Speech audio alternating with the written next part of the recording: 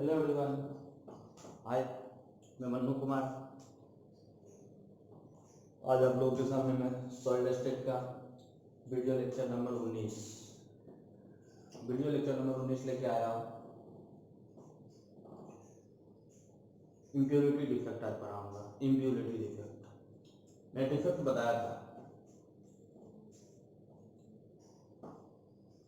Defect को मैं बता रहा था तो हमें बताया था दो तरह का डिफेक्ट होता है, लाइन डिफेक्ट और पॉइंट डिफेक्ट। अपने को स्पेशली पढ़ना था पॉइंट डिफेक्ट। फिर पॉइंट डिफेक्ट को मैंने क्लासिफाई किया तीन तरीके से। 3 types of point defect. First, stoichiometric point defect. Second, non stoichiometric point defect. Third, impurity defect. तो वही इम्प्योरिटी डिफेक्ट पर आज चर्चा कर रहा हूँ क्योंकि स्टैचोमेट्रिक और नॉन स्टैचोमेट्रिक हम लोग का क्लियर हो चुका है। इम्प्योरिटी डिफेक्ट पर इम्प्योरिटी डिफेक्ट बहुत आसानी से समझा जा सकता है। सीधा समझिए अपने लोग इम्प्योरिटी डिफेक्ट को। तो जैसे अभी कोरोना आया इंडिया में या पूरे विश्व में, आया कहाँ से? चाइना से। जहां जहां जिस कंट्री में जाकर फैला वो कंट्री में पहले से नहीं था कोरोना।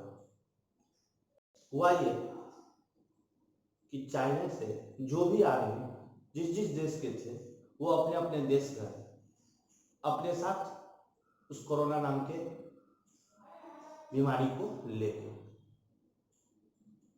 तो चाइना से जो भी लोग अपने अपने देश को गए कोरोना नाम की बीमारी को लेके, तो जो लेके गए वो फॉरेन आए थे। केमिस्ट्री की भाषा में वो फॉरेन आए, मतलब वो फॉरेन पीपल थे जो अपने देश में गए चाइना से कोरोना लेके और अपने देश के लोगों के साथ जब उनका अटैचमेंट हुआ तो उनमें भी वो कोरोना नाम की बीमारी फैल गई। तो उनके अपने देश का आदमी को बोल सकते हैं वो होस्ट पीपल है, क्योंकि वो देश में रहते हैं तो वो होस्ट पीपल हुए जो अपने देश में निवास कर रहे हैं। और जो चाइना से आए वो उनके लिए फॉरेन पीपल हुए।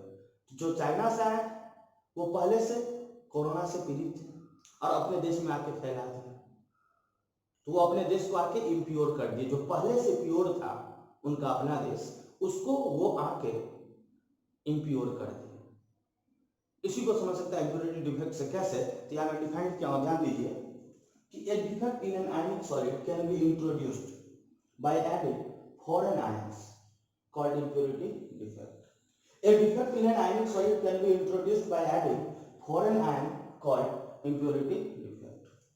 बोलता है एक ऐसा डिफेक्ट जो आयनिक सॉलिड में इंट्रोड्यूस किया जाएगा by adding foreign ion. Ionic solid में एक ऐसा डिफेक्ट इंट्रोड्यूस किया जाएगा फॉरेन आयन के द्वारा। फॉरेन आयन के द्वारा जो डिफेक्ट आयनिक सॉलिड में इंट्रोड्यूस किया जाएगा उसी को क्या बोलेंगे? Impurity defect. बोल रहा हूं the impurity of the ions have different oxidation state than that of the host ion. The impurity of the ions have different oxidation state than that of the host ion. वो जो impurity रहेगा ion का उसका different oxidation state रहेगा than that of the host ion. host ion से impurity वाले ion का oxidation state different होगा। मतलब जो impurity वाले आयन होंगे उसका oxidation state ज्यादा होगा host वाले आयन से। जो impurity वाले आयन होंगे उसका oxidation state ज्यादा होगा किससे? host वाले आयन से। ध्यान से सुन लीजिए फिर से। A defect in an ionic solid can be introduced by adding foreign ion called impurity defect. The impurity of the ions have different oxidation state than that of the host ion. मतलब impurity वाले ion का oxidation state different होगा host ion से, और यहां तक कि impurity वाले आयन का ऑक्सीडेशन स्टेट ज्यादा होगा, हायर होगा compare to host ion. For example के लिए मैं लिया हूं एक AgCl प्लस CgCl2। तो देखिए पहले मैं आपको होस्ट और फॉरेन आयन पहचानना सिखा देता हूं। होस्ट और फॉरेन आयन, तो जिसका ऑक्सीडेशन स्टेट लोअर होगा वो होगा होस्ट और जिसका हाई होगा वो होगा फॉरेन। तो AgCl में देख लीजिए यहाँ टोटल 0 Cl-1 Ag+1, यहाँ टोटल 0 1 Cl-1 तो 2 Cl-2 ये +2। तो देखिए ये AgCl जो हुआ, ये AgCl का क्रिस्टल ये हुआ होस्ट आयन।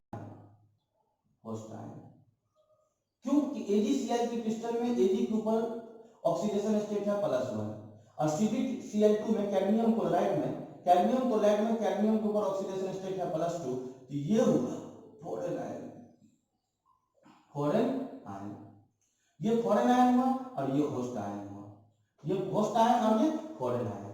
तो ध्यान दीजिए, जो फॉरेन वाला आयन होगा उसका ऑक्सीडेशन स्टेट हमेशा ज्यादा होगा किससे? होस्ट वाला से, होस्ट वाला से।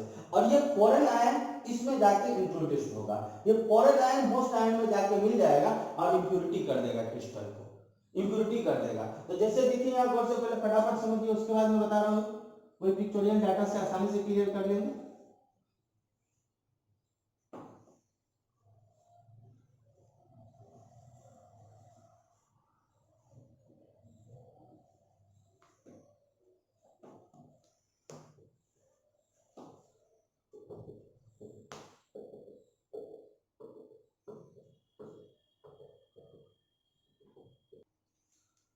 देखिए AgCl हुआ होस्ट आयन, AgCl डिसोसिएट कर गया है Ag प्लस Cl माइनस में। अब देखिए ये रहा Ag प्लस, ये Cl माइनस, ये Ag प्लस, ये Cl माइनस।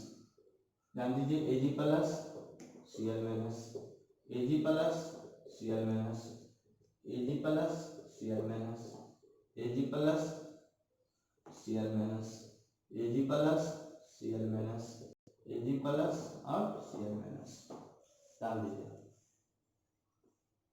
अब देखिए CdCl2 को, CdCl2 Cd2 plus 2Cl minus, board पर ध्यान देंगे सीखिएगा। ये Cd2 प्लस और Ag प्लस को गौर से देखिए, एक Cd2 प्लस के पास कितना यूनिट पॉजिटिव चार्ज है? 2 unit. 1 Cd2 plus carrying 2 unit positive charge, while 1 Ag plus carrying 1 unit positive charge। एक Cd2 plus 2 unit positive charge को कैरी कर रहा है और 1 Ag plus 1 unit positive charge को कैरी कर रहा है। हमको चार्ज को इक्वलाइज करना है, बराबर करना है। तो अगर चार्ज को बराबर करना है तो एक Ag प्लस के पास 1 यूनिट पॉजिटिव चार्ज, एक Ag प्लस और लेंगे। अब देखो ये हो गया 2 Ag प्लस, यानी एक Ag प्लस के पास 1 तो 2 Ag प्लस के पास 2 यूनिट पॉजिटिव चार्ज, तो 1 Cd2 प्लस, यहाँ पर चार्ज को अगर इक्वलाइज करना है, एक Cd2 प्लस के पास 2 यूनिट पॉजिटिव चार्ज, तो 2 यूनिट पॉजिटिव चार्ज के लिए कितना यूनिट Ag प्लस चाहिए? तो 2 यूनिट Ag प्लस चाहिए। क्यों? क्योंकि एक Ag प्लस के पास 1 यूनिट पॉजिटिव चार्ज है, जबकि एक Cd2 प्लस के पास 2 यूनिट पॉजिटिव चार्ज है। तो यहाँ पर 2 यूनिट पॉजिटिव चार्ज है, यहाँ 1 यूनिट पॉजिटिव चार्ज है। तो अगर चार्ज को इक्वलाइज करेंगे तो 1 यूनिट Ag प्लस और रहेंगे, अब दोनों को जोड़ तो 2 Ag प्लस हुआ, यानी 1 Cd2 प्लस में चार्ज इक्वलाइज होगा 2 Ag प्लस के बराबर, यानी एक Cd2 प्लस इंट्रोड्यूस होगा ना तो 2 Ag प्लस आयन को हटना पड़ेगा। एक Cd2 प्लस को इंट्रोड्यूस करने के लिए उस आयनिक क्रिस्टल में यहाँ से 2 Ag प्लस को हमको हटाना पड़ेगा। इसी बात को मैं समझा रहा हूँ लैंग्वेज बना के क्या, कि each Cd2 plus ions replaces 2 Ag plus ions, each Cd2 plus ion replaces 2 Ag plus ions। एक Cd2 plus रिप्लेस करेगा 2 Ag plus ions को। Cd2 plus occupy the position of 1 Ag plus ions and position of 1 Ag plus ion became remain vacant। ध्यान दीजिए, each Cd2 plus ion replaces 2 Ag plus ion, एक Cd2 plus ion 2 Ag plus ion को replace करेगा। Cd2 plus ion occupy the position of 1 Ag plus ion, ये जो Cd2 plus है वो occupy करेगा एक Ag प्लस आयन को, and position of 1 Ag plus ion remains vacant, एक Ag प्लस आयन का पोजीशन वैकेंट रहेगा। अब देखिए यहाँ से ध्यान दीजिए, अभी ये परफेक्टली ऑर्डर है, इसको हमको इंप्योरिटी डिफेक्ट में चेंज करना है। तो एक Cd2 प्लस कितने Ag प्लस को रिप्लेस करेगा? 2, तो कहीं से 2 Ag प्लस इस क्रिस्टल से हटा दीजिए, कहीं से 2, तो कहीं से 2 हटा दीजिए। मान लीजिए मैं यहाँ से 2 हटा दिया, एक ये हटाया और एक मान लीजिए ये हटाया, यह हटाया, तो एक Cd2 प्लस 2 को रिप्लेस करेगा। तो यहाँ से एक Cd2 प्लस कहीं डाल दो, एक Cd2 प्लस डाल दो, तो तुम बोलेगा सर यहाँ नहीं दिए, तो यहाँ नहीं दिए क्योंकि एक Cd2 प्लस 2 Ag प्लस को रिप्लेस कर रहा है, जिसमें एक Ag प्लस की पोजीशन पर Cd2 प्लस आ जाएगा, बाकी एक पोजीशन वैकेंट रहेगा, क्योंकि हमें चार्ज को इक्वलाइज करना है। यहाँ का चार्ज कितना था? 2, अब जब 2 Ag प्लस लाएंगे तो चार्ज इक्वलाइज होगा, तो क्योंकि 1 Ag पर +1 तो 2 Ag पर हो जाएगा +1 +1 कितना +2 हो जाएगा। तब 2 Ag लाएंगे तब चार्ज होगा इक्वलिटी, तब चार्ज इसका इक्वल होगा। इक्वल चार्ज करने के लिए एक Cd2+ को डालने के लिए रिमूव, एक Cd2+ को क्रिस्टल में ऐड करने के लिए 2 Ag+ को रिमूव करना पड़ेगा, जबकि एक Cd2+ के पोजीशन को ऑक्युपाई करेगा, एक Ag+ के पोजीशन को Cd2+ ऑक्युपाई करेगा, जबकि एक Ag+ का पोजीशन वैकेंट रहेगा। एक Ag+ का पोजीशन वैकेंट है तो ये केटायन वैकेंसी हुआ। ये क्या हुआ? केटायन वैकेंसी हुआ। तो यही हुआ इंप्योरिटी डिफेक्ट, इंप्योरिटी डिफेक्ट। अब आप सोच सकते हैं कि देखिए एक Cd2+ आया तो एक वैकेंसी अराइज हुआ किसका? केटायन का, एक Cd2+ के ऐड होने से, एक Cd2+ के ऐड होने से एक केटायन वैकेंसी आया। अगर 2 Cd2+ हम लोग ऐड करेंगे तो 2 Cd2+ के लिए, तो एक Cd2+ के लिए 2 Ag+ चाहिए, एक Cd2+ के लिए 2 Ag+, तो 2 Cd2+ के लिए कितना? तो 4 Ag+, 2 Cd2+ के लिए 4 Ag+ चाहिए। तो अगर इस क्रिस्टल में हम एक और Cd2+ लाके लगा दें तो फिर एक और केटायन वैकेंसी आ जाएगा, यानी केटायन वैकेंसी का संख्या हमेशा होगा, ध्यान दीजिएगा, केटायन वैकेंसी का संख्या हमेशा डिपेंड होगा इंप्योरिटी आयन, जो फॉरेन आयन आ रहा है उस पर, कि एक Cd2+ एक केटायन वैकेंसी बनाया तो 2 Cd2+ 2 केटायन वैकेंसी बनाएगा, 3 Cd2+ 3 केटायन वैकेंसी बनाएगा, 4 Cd2+ 4 केटायन वैकेंसी बनाएगा। मतलब एक कैडमियम आया Cd2+, 2 Ag+ आयन को क्रिस्टल से हटाया, 2 Ag+ को हटा के एक के जगह पर आ गया, एक जगह खाली रहा, एक जगह खाली रहा, जो जगह खाली रहा वही रहा केटायन वैकेंसी, और इसी को बोल दिया इंप्योरिटी डिफेक्ट, इंप्योरिटी डिफेक्ट। एक बार स्क्रीनशॉट ले लीजिए, वन सेकंड एक और एग्जांपल लेके रिपीट कर देता हूं। जैसे एक और एग्जांपल के द्वारा अगर आप लोग देखना चाहें, एक और एग्जांपल लेकर हम समझा सकते हैं। देखिए AgCl का CdCl2 का पहले लिए, जहाँ पे AgCl होस्ट आयन था, CdCl2 फॉरेन आयन था। अब अगला एग्जांपल इसी के जगह पर मैं डाल रहा हूँ, आप लोग स्क्रीनशॉट ले लिए हो जाएगा। पहले अगला एग्जांपल देखिए, मैं यहाँ पर NaCl प्लस SrCl2 का मिक्सिंग कर रहा है। ये NaCl और SrCl2 में पहले हमें फॉरेन आयन देखना है और होस्ट आयन, तो जिसका ऑक्सीडेशन नंबर लोअर होगा वो होस्ट आयन, जिसका हायर होगा वो फॉरेन आयन। NaCl में देखिए ये टोटल 0, ये Cl-1, ये सोडियम +1, ये टोटल 0, एक Cl-1 तो 2 Cl-2, ये कितना +2, यानी देखिए इस पर सोडियम पर +1 है, यहाँ स्ट्रोंशियम पर +2 है, यानी यहाँ पर ऑक्सीडेशन स्टेट लोअर है, तो ये हो जाएगा होस्ट आयन, ये क्या हो जाएगा? होस्ट आयन, और ये हो जाएगा फॉरेन आयन, ये क्या हो जाएगा? फॉरेन आयन, ये हो गया फॉरेन आयन। अब देखिए NaCl के होस्ट क्रिस्टल में SrCl2 के Sr2+ आयन को ऐड कर देंगे। अगर गौर से देखिए तो NaCl Na+Cl- और SrCl2 देखिए गौर से Sr2+ 2Cl-, यानी देखिए एक Na+ पर 1 यूनिट पॉजिटिव चार्ज है और एक Sr2+ पर 2 यूनिट पॉजिटिव चार्ज है, यानी एक Na+ पर 1 यूनिट पॉजिटिव चार्ज, एक Sr2+ पर 2 यूनिट पॉजिटिव चार्ज। अगर चार्ज को इक्वलाइज करना है, चार्ज को इक्वलाइज करना है, चार्ज को बराबर करना है, तो 1 Sr2+ बराबर कितना? तो 2 Na+, क्योंकि यहाँ पर 2 यूनिट पॉजिटिव चार्ज है, यहाँ पर पहले से था 1 यूनिट, तो पहले से 1 यूनिट था, अगर हम चार्ज को बराबर करेंगे तो 1 Sr2+ पर 2 यूनिट पॉजिटिव चार्ज, एक Na पर 1 यूनिट पॉजिटिव चार्ज, अगर 2 Na कर देंगे तो यहाँ पर हो जाएगा 2 यूनिट पॉजिटिव चार्ज, यानी 1 Sr2+ बराबर 2 Na+, यानी यहाँ से एक स्ट्रोंशियम को ऐड कराने के लिए 2 सोडियम आयन को हटाना पड़ेगा। तो देखिए फटाफट में Na+ यहाँ बना रहा हूँ, Na+Cl-, Na+Cl-,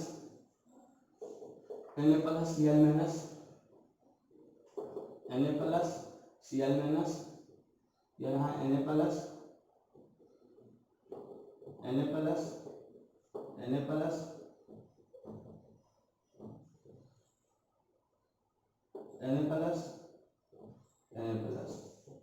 अभी ये गौर से देखिए तो परफेक्टली ऑर्डर्ड है, परफेक्टली ऑर्डर्ड है क्रिस्टल, कोई डिफेक्ट नहीं है इसमें, यानी प्रत्येक Na+ के बाद Cl- है या प्रत्येक Cl- के बाद Na+ है, परफेक्टली ऑर्डर्ड है।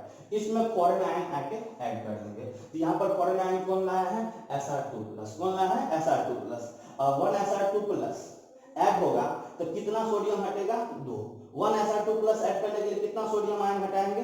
2 सोडियम आयन हटाएंगे, तो 2 सोडियम आयन कहीं से हटा दो, तो 2 सोडियम आयन कहीं से हटा दो, मान लो मैं यहाँ से 2 सोडियम आयन हटा दिया, एक यहाँ से हटाया, एक यहाँ से हटाया, 2 सोडियम आयन कहीं से हटा दिए, तो 2 सोडियम आयन हटाएंगे, लेकिन डालेंगे एक ही Sr2+ को, डालेंगे एक ही Sr2+ को, क्योंकि एक Sr2+ के पास 2 यूनिट पॉजिटिव चार्ज है और एक Sr2+ बराबर है 2Na+, तो 2 Na+ के पोजीशन को खाली कर दिए और कोई एक जगह इस दोनों में से कोई एक जगह Sr2+ को ऐड कर दिया, तो बोलेगा दूसरा जगह वैकेंट है, तो जो वैकेंट है वही हो गया केटाइन वैकेंसी, जो वैकेंट है वही हो गया केटाइन वैकेंसी। और ये जो फेनोमेनन अराइज हुआ इसी को क्या बोले, इम्प्योरिटी डिफेक्ट, इसी को क्या बोले, इम्प्योरिटी डिफेक्ट, इम्प्योरिटी डिफेक्ट। तो आज की क्लास में फिर मैं इम्प्योरिटी डिफेक्ट का जो न्यूमेरिकल आता है वो न्यूमेरिकल आज की क्लास में दिखा दूंगा, जो ऑब्जेक्टिव वाला क्वेश्चन आता है उस पर न्यूमेरिकल आपको दिखा दूंगा कैसा न्यूमेरिकल आता है, ठीक है। इसको स्क्रीनशॉट लेके रेडी कर लीजिए और आप चाहें तो घर पे बना सकते हैं, घर पे एक एग्जांपल दे देता हूँ इसी में सेट करने के लिए, स्क्रीनशॉट ले लीजिए, घर पे एक एग्जांपल देता हूँ सेट करने के लिए आपको, आप खुद से सोचिएगा, अगर समझ में आएगा अच्छा से तो कमेंट सेक्शन में लिख दीजिएगा समझ गया हूँ, और एक होमवर्क दे दिया हूँ बन जाए तो भी हमको कमेंट सेक्शन में बता दीजिएगा क्या, तो NaCl प्लस AlCl चाहिए, NaCl का करवाना है डोपिंग, NaCl का कराना है इम्प्योरिटी डिफेक्ट किसके साथ, AlCl3 के साथ, AlCl3 के साथ करवाना है, देख लीजिएगा ये हो जाएगा आपका होस्ट आयन और ये हो जाएगा आपका फॉरेन आयन, क्योंकि इसका ऑक्सीडेशन स्टेट हायर है, यहाँ पर 0 ये -3 ये +3, यहाँ पर 0 ये -1 ये +1, देख लीजिएगा वर्ड से यहाँ +3 है, यानी एक सोडियम प्लस को इक्वलाइज करना है एल्युमिनियम प्लस के पास, यहाँ 3 सोडियम लाना पड़ेगा, यानी एक एल्युमिनियम उस क्रिस्टल में ऐड होगा, उस क्रिस्टल में एक Al3+ को जोड़िएगा तो 3 सोडियम हटाना पड़ेगा, एक Al3+ को ऐड करने के लिए 3 सोडियम आयन को हटाइएगा और 3 सोडियम आयन को हटा के एक Al3+ को लगा दीजिएगा, बाकी 2 केटाइन वैकेंसी आएगा यहाँ पर, क्योंकि एक पर चार्ज है +3, तो जब Al3+ उस क्रिस्टल में ऐड होगा यानी Al ऐड होगा Al3+, तो यहाँ पर 2 केटाइन वैकेंसी दिखेगा, समझ में आया। लेकिन इस वाला में एक केटाइन वैकेंसी ऐड होगा, क्योंकि एक Sr2+ को ऐड किया एक केटाइन वैकेंसी, 2 Sr2+ को ऐड करेंगे तो 2 केटाइन वैकेंसी। सिमिलरली एक Al3+ जाके जुड़ेगा तो एक Al3+ के ऐड होने से 2 केटाइन वैकेंसी दिखेगा, अगर 2 Al3+ ऐड करिएगा तो ध्यान दीजिएगा 1 से 2 है तो 2 से 4 केटाइन वैकेंसी दिखेगा, एक Al3+ से 2 केटाइन वैकेंसी, 2 Al3+ से 4 केटाइन वैकेंसी, 3 Al3+ जाके ऐड करिएगा उसमें तो 6 केटाइन वैकेंसी दिखेगा, समझना है, क्योंकि यहाँ पर चार्ज है कितना +3 और यहाँ पर Na पर +1, तो एक Al3+ बराबर होगा 3 Na+ के, यानी एक Al3+ जाके जुड़ेगा तो वहां से 3 सोडियम आयन को हटाएगा तब जाके एक Al3+ जुड़ेगा, तो एक Al3+ जाके उसमें ऐड हो जाएगा तो 2 केटाइन वैकेंसी आपको दिखेगा, ठीक है। ध्यान दीजिए, effect of pressure and temperature on coordination number, coordination number, effect of pressure and temperature on coordination number, यानी प्रेशर और टेम्परेचर का क्या इफेक्ट होगा कहाँ पे, कोऑर्डिनेशन नंबर। तो समझा देता हूं, if pressure increases coordination number also increases, if pressure increases coordination number also increases, अगर प्रेशर बढ़ाएंगे तो कोऑर्डिनेशन नंबर बढ़ेगा, क्योंकि प्रेशर बढ़ाने से जो आयन होंगे या एटम होंगे या मॉलिक्यूल होंगे वो एक दूसरे के करीब आएंगे और करीब आने से वहां पे टचिंग आयन बढ़ जाएगा, इसीलिए प्रेशर बढ़ाने से कोऑर्डिनेशन नंबर बढ़ेगा। अब ध्यान दीजिए, if temperature increases coordination number,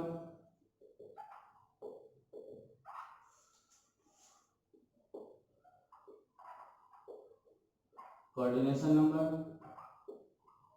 decreases, यानी अगर टेम्परेचर बढ़ाएंगे तो कोऑर्डिनेशन नंबर घटेगा, if temperature increases coordination number decreases, क्यों, क्योंकि टेम्परेचर बढ़ाने से होगा क्या, तो जो एटम या मॉलिक्यूल या आयन होंगे वो क्रिस्टल से दूर जाना चाहेंगे, दूर भागेंगे टेम्परेचर बढ़ाने से, तो दूर भागेंगे तो टचिंग एटम घटेगा जिसके वजह से कोऑर्डिनेशन नंबर भी घट जाएगा। लेकिन ध्यान रहे, प्रेशर अगर बढ़ेगा तो कोऑर्डिनेशन नंबर बढ़ेगा, टेम्परेचर बढ़ेगा तो कोऑर्डिनेशन नंबर घटेगा। प्रेशर बढ़ने से कोऑर्डिनेशन नंबर इसलिए बढ़ता है क्योंकि जो एटम मॉलिक्यूल या आयन होते हैं यानी कॉन्स्टिट्यूएंट पार्टिकल होता है वो एक दूसरे के नजदीक आते हैं। नजदीक आने से टचिंग आयन बढ़ जाएगा या टचिंग मॉलिक्यूल बढ़ जाएगा तो कोऑर्डिनेशन नंबर हाई हो जाएगा। लेकिन जब टेम्परेचर बढ़ाएंगे तो एक दूसरे से दूर होगा कॉन्स्टिट्यूएंट पार्टिकल, जिसके वजह से कोऑर्डिनेशन नंबर घटेगा। अब जैसे देखिए यहाँ पर ध्यान दीजिए, NaCl टाइप स्ट्रक्चर है, इसको हाई प्रेशर दिए, तो जब हाई प्रेशर देंगे तो NaCl क्रिस्टल का कोऑर्डिनेशन नंबर कितना 6:6 टाइप इसका स्ट्रक्चर था, 6:6 कोऑर्डिनेशन नंबर होता था। हाई प्रेशर पे ये CaCl टाइप स्ट्रक्चर हो गया, CaCl टाइप स्ट्रक्चर। अब CaCl टाइप स्ट्रक्चर हो गया तो ये हो गया 8:8। यानी देखिए NaCl स्ट्रक्चर जब हाई प्रेशर पे गया तो वो CaCl स्ट्रक्चर में चेंज हो गया। NaCl स्ट्रक्चर हाई प्रेशर पे CaCl स्ट्रक्चर में चेंज हो गया और NaCl का कोऑर्डिनेशन नंबर 6:6 था तो वो चेंज होकर क्या हो गया 8:8। अब जरा देखिए इसी को रिपीट कर देता हूँ, उल्टा करके रिवर्स कर देता हूँ। CaCl type structure high temperature पे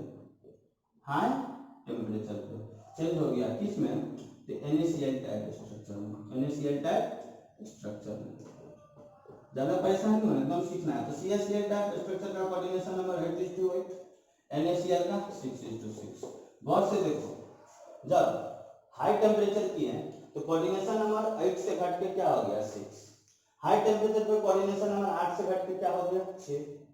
और जब 6 कोऑर्डिनेशन नंबर था NaCl स्ट्रक्चर का, 6:6 स्ट्रक्चर था, तो हाई प्रेशर पे चेंज हो गया किसमें 8:8 में। मतलब NaCl हाई प्रेशर पे चेंज हो गया CaCl में और CaCl हाई टेम्परेचर पे चेंज हो गया NaCl में। CaCl स्ट्रक्चर हाई टेम्परेचर पे NaCl में चेंज हो गया और NaCl स्ट्रक्चर हाई प्रेशर पे CaCl में चेंज हो गया। अच्छा से समझिएगा, कोई दिक्कत होगा तो फिर से देखिएगा, नहीं समझिएगा तो फिर से बताइएगा। मैं सीधी बात बता रहा हूँ कि हाई प्रेशर पे कोऑर्डिनेशन नंबर बढ़ेगा और हाई टेम्परेचर पे कोऑर्डिनेशन नंबर घटेगा। यहाँ पर NaCl स्ट्रक्चर जब इसको हाई प्रेशर दिया तो चेंज हो गया CaCl स्ट्रक्चर में और CaCl स्ट्रक्चर हाई टेम्परेचर पे चेंज हो गया NaCl में। तो जब CaCl स्ट्रक्चर NaCl में चेंज हुआ हाई टेम्परेचर पे यानी कोऑर्डिनेशन नंबर घटा और NaCl स्ट्रक्चर हाई प्रेशर पे चेंज हो गया CaCl में तो यहाँ कोऑर्डिनेशन नंबर बढ़ा। इसका मतलब ये हुआ कि प्रेशर बढ़ाने से कोऑर्डिनेशन नंबर बढ़ेगा और टेम्परेचर बढ़ाने से कोऑर्डिनेशन नंबर घटेगा। तो यहाँ पर ये भी टर्म इसका क्लियर हो गया। कोऑर्डिनेशन नंबर हम लोग अंतिम बार देख रहे थे। अब फाइनली हम लोग एक बार डिफेक्ट को समराइज कर देते हैं। स्क्रीनशॉट लेकर अपना रेडी रख लीजिएगा। तो एक बार मैं डिफेक्ट को ब्रीफ कर देता हूँ समरी बना के कि हमेशा के लिए याद रहेगा और अच्छा से समझ जाइएगा। तो कमेंट सेक्शन में निश्चित सारे लोग कमेंट करिए कि बहुत अच्छा से समझ गए, कोई दिक्कत नहीं है डिफेक्ट में। देख लीजिए, इन ब्रीफ में बता देता हूँ, in brief defect paper in brief कर देता हूँ। मैंने डिफेक्ट में क्या बताया, दो तरह का, हाँ है ना।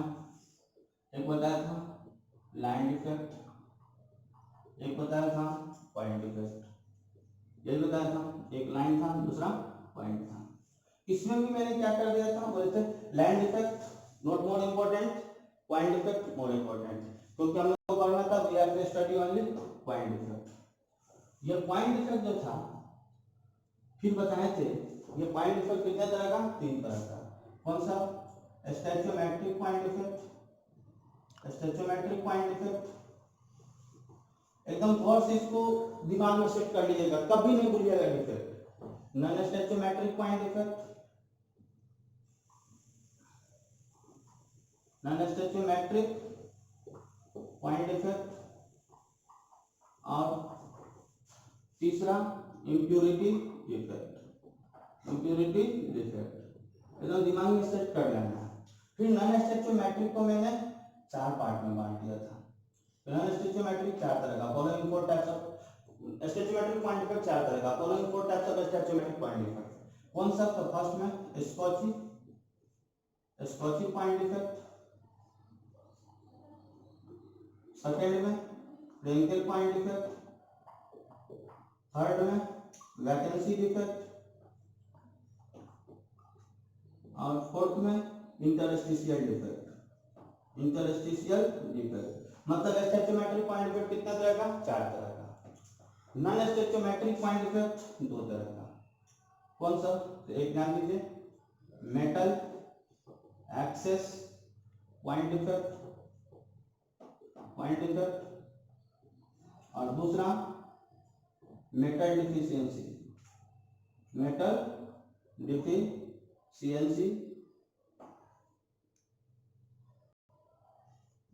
पॉइंट डिफेक्ट एकदम ईमानदारी से सीखना है। नॉन स्टैचोमेट्रिक पॉइंट डिफेक्ट 2 तरह का, मेटल एक्सेस पॉइंट डिफेक्ट और metal deficiency. Metal excess point defect और मेटल डिफिशियंसी। ये मेटल एक्सेस को फिर में 2 पार्ट में बांट दिया था। एक metal excess defect due to anion vacancy,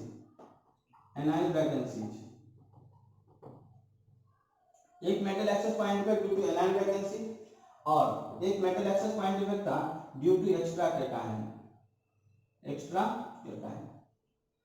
एक metal excess point defect extra cation होने के कारण, एक metal excess defect anion vacancy होने के कारण, और दूसरा था metal deficiency point defect. Impurity defect अभी देखना है। ध्यान दीजिए, ये जो है वैकेंसी और इंटरस्टिशियल ये होता है नॉन आयनिक सॉलिड में, ध्यान रखना है कहाँ पे होगा? नॉन आयनिक सॉलिड में। अब ध्यान देना है कि ये स्कॉची हुआ, ये कोई भी सारा का मैं लाइन लगा दिया हूँ, सारा का यानी फ्रेंकेल, स्कॉची, नॉन स्टिचियोमेट्रिक का सारा और इम्प्योरिटी, ये सारा किसमें होगा? तो आयनिक सॉलिड में, यानी ये सब घटना होगा आयनिक सॉलिड में। ये दोनों वैकेंसी और इंटरस्टिशियल किसमें होगा? नॉन आयनिक सॉलिड में। अब इंपॉर्टेंट एग्जाम के लिए कौन है? तो वो तो कॉम्पिटिटिव दोनों के लिए, तो स्कॉची, फ्रेंकेल, ये सारा, ठीक है। इस सब से क्वेश्चन कम आता है, बहुत ज्यादा नहीं आता, कभी कभार आया है, नहीं आया, बहुत कम आया, लेकिन इस दोनों से रहेगा, उस सब से रहेगा। इस दोनों से भी कैसा रहेगा? इस दोनों से न्यूमेरिकल टाइप क्वेश्चन नहीं पूछेगा, न्यूमेरिकल टाइप नहीं, कैलकुलेशन वाला क्वेश्चन नहीं, सीधा एग्जांपल। स्कॉची का एग्जांपल क्या होगा? फ्रेंकेल का एग्जांपल क्या होगा? स्कॉची में क्या होता है? डेंसिटी घटता है या बढ़ता है, फिजिकल प्रॉपर्टी के बारे में यही पूछेगा। फ्रेंकेल के बारे में यही पूछेगा। कौन ऐसा डिफेक्ट है जो स्कॉची और फ्रेंकेल दोनों के द्वारा शो किया जाता है? तो बताएं तो सिल्वर ब्रोमाइड है। फ्रेंकेल पॉइंट डिफेक्ट का दूसरा नाम क्या है? बताएं तो डिसलोकेशन पॉइंट डिफेक्ट के नाम से जानते हैं। मेटल एक्सेस में पूछेगा, एक एनाइन वैकेंसी के कारण होता है, जहां पे कलर एराइज हुआ था, एनाइन वैकेंसी के कारण कलर जो एराइज हुआ था, NaCl का कलर येलो हो गया था, KCl का कलर वायलेट हो गया था, LaCl का कलर पिंक हो गया था, एक्स्ट्रा कैटायन में JADMO आया था, जहां पे येलो इन कलर हो गया था। मेटल डिफिशियंसी बताए थे कल के क्लास में कि एक मेटल आयन हटेगा, उसके जगह पर दूसरा मेटल आयन आएगा, वो वही होगा जहाँ वेरिएबल ऑक्सीडेशन स्टेट होगा, यानी खुद जो मेटल अपने को लोअर ऑक्सीडेशन स्टेट में रहेगा, वो मेटल हटेगा क्रिस्टल से और अपना ही कोई दूसरा मेटल आयन लाएगा, जो हायर ऑक्सीडेशन स्टेट का होगा। जो मैंने कल गलती से लिख दिया था लेड सल्फाइड गलती से लिख दिया था FeS का नाम, लेकिन इसका नाम होना चाहिए था आयरन सल्फाइड। कल की क्लास में बता दिए थे, बाद में मैंने कमेंट में डाल दिया था, ठीक है। आयरन सल्फाइड, एक आयरन सल्फाइड का एग्जांपल लिया था और एक आयरन ऑक्साइड का मेटल डिफिशियंसी में। तो इससे आपको न्यूमेरिकल टाइप क्वेश्चन मिलेगा इससे, ठीक है। इससे फिर आपको ऑब्जेक्टिव टाइप क्वेश्चन में कैसा डिफेक्ट होगा, कौन कलर का होगा, यही पूछेगा।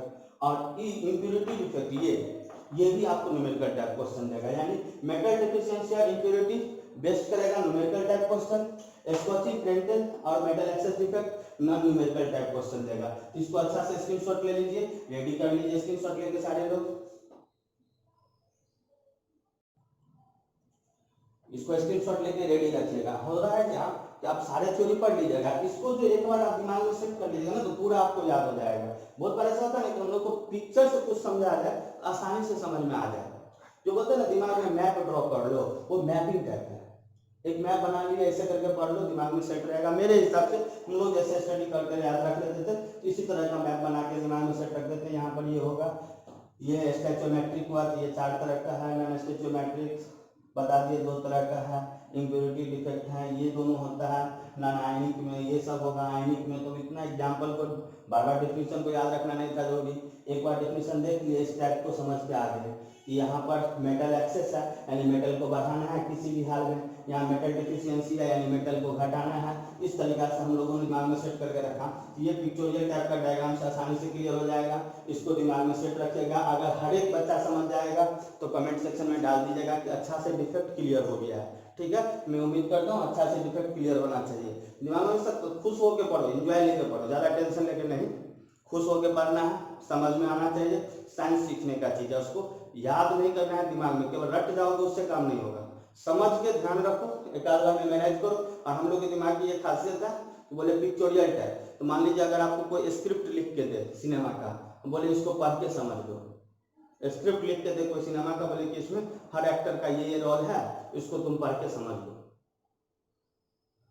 तो आपके पास उतना ज़्यादा क्लियर कंसेप्ट नहीं होगा। लेकिन उसी स्क्रिप्ट को मैं आपको बोलूँ सिनेमा हॉल में जाकर सिनेमा देख के आओ, अब तब बोलूँ वो स्क्रिप्ट क्या बोल रहा था, तो आप एक एक लाइन समझा दीजिएगा कि इस स्क्रिप्ट में ये लाइन ये चीज़ बोल रहा था, ये लाइन ये बोल रहा था। मतलब आपने एक बार एक स्क्रिप्ट पढ़ा, आपने एक बार मूवी जाके देखा, अंतर ये हुआ कि स्क्रिप्ट पढ़ने से पूरा कंसेप्ट क्लियर नहीं हुआ, आप मूवी जाके उसको देख लिए, तो उस मूवी को देखने से उसमें आपको यह पता चल गया कि इस एक्टर या एक्ट्रेस या उसमें जो भी पार्ट है उसका रोल प्ले किया, उस सारे का पार्ट आपको समझ में आ गया, आपने क्लियरली समझा दिया। तो यही होता है पिक्चोरियल डायग्राम में। तो हमेशा कंसेप्ट बनाओ, अपना पढ़ने का स्ट्रेटजी बनाओ, पढ़ने का तरीका बनाओ, खूब मजा में पढ़ो, इंटरेस्ट लेकर, टेंशन लेकर नहीं कि बोझ लेकर नहीं पढ़ना, सारे पेपर। ये नहीं बोल रहा हूँ केवल केमिस्ट्री, फिजिक्स भी, मैथ भी, इंग्लिश भी, जो भी पढ़ते हो आपका बोर्ड के एग्जाम के लिए, कॉम्पिटिटिव के लिए जो पढ़ते हो, एक स्मार्ट प्लानिंग करके तैयारी करेंगे तो अच्छा रहेगा। बोझ लेकर तैयारी करोगे तो फिर दिक्कत होगा। हमने पढ़ा दिया डिफेक्ट पूरा, तो 3 दिन दिए, 3 दिन क्लास दिए, तो 3 दिन के क्लास को तो बार बार नहीं देखना है।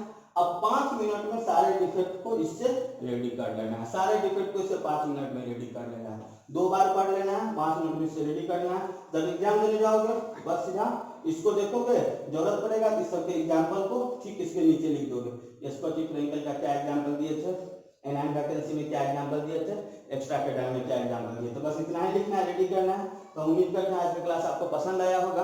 अगर वीडियो पसंद आया होगा तो वीडियो को लाइक करिएगा, शेयर करिएगा, प्लीज चैनल को सब्सक्राइब करिए ज़्यादा से ज़्यादा, जिससे ज़्यादा लोगों के पास पहुंच सके। आपको विश्वास रखना है, मैं अच्छा करने का प्रयास कर रहा हूँ, आपको अच्छा लगेगा कमेंट सेक्शन में डालिएगा। जो चीज़ समझ जाए उसको निश्चित रूप से कमेंट सेक्शन में डाल दे, समझ गए। प्लीज़ चैनल को ज़्यादा से ज़्यादा सब्सक्राइब करें, ठीक है, वीडियो को शेयर करें, लाइक करें और बेल आइकन बटन को दबाना ना भूलें। आपसे ये मेरा पर्सनल रिक्वेस्ट है, please. Thank you everyone, have a nice day, God bless you.